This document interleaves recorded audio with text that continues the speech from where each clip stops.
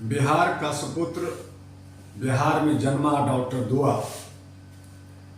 बिहार से चलकर दिल्ली और यूनाइटेड नेशन तक पहुंचने वाला डॉक्टर दुआ भारत के अंदर मानवाधिकार का प्रतिष्ठापना किया।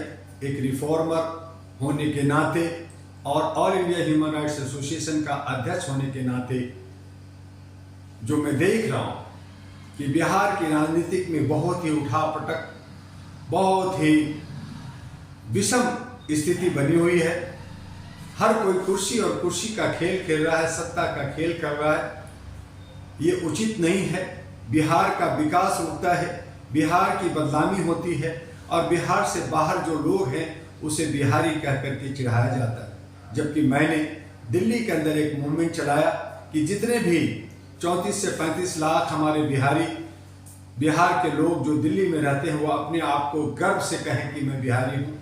जैसे असम का असमिया, बंगाल का बंगाली, महाराष्ट्र का मराठी और अन्य राज्यों का अलग अलग संबोधन होता है, तो ठीक है, मैं बिहार का बिहारी हूँ। लेकिन बिहार ने जो हमें दिया, जो विश्व को दिया, सुन से ज्ञान दिया, हमें विश्वविद्यालय दिया, हमें गुरु दिया, भगवान दिया, न जाने कितनी रत्न दिए, और उसमें हमारे जयप्रकाश नारायण और हमारे कर्पूरी ठाकुर जैसे सोच वाले लोग, जो समतामूलक समाजवादी लोग मिले, जो गरीबों के मसीहा, जो संविधान को सही माने में लागू करने के लिए, और जो वहाँ गौतम बुद्ध की धरती, इन तमाम चीज़ों को अगर देखा जाए तो बिहार एक बहुत ही सुलझा और बहुत ही बेहतर राज्य है।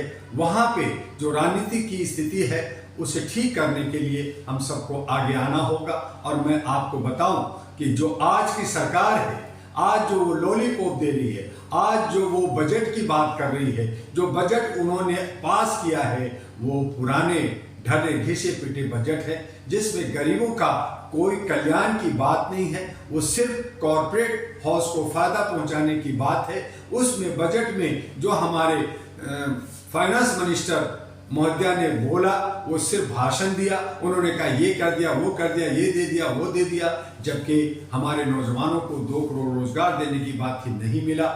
हमें जो है ये कहते हैं हम 81 करोड़ को हम खाना दे रहे हैं, ये भी झूठ है। किसको मिला, किसको नहीं मिला, तो ये हमें भीख में देकर करके हमें गुलाम या हमें भिखमंगा बनाना चाहते हैं। तो इस तरह की जो बजट है वो अमीरों के फायदे के लिए जो बना, और गरीबों को कुछ नहीं मिला।